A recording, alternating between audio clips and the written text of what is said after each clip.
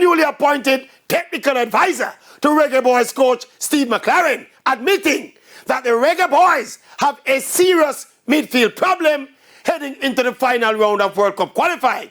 Mr. Rudolph Speed said the search was on across the globe to find eligible midfielders to solve this chronic problem.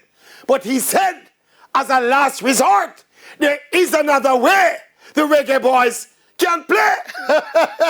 Really now, how can football be played without a midfield? What exactly we gonna do? Kick everything long, from defenders to attackers. Hail Mary, anything happen.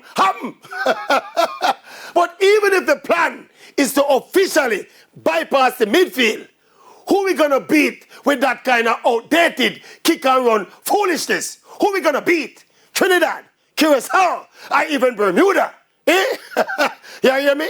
If we don't find any midfielders in our worldwide search, we're gonna try organize and fix and arrange and tweak the midfielders we have right now. Some way. Somehow.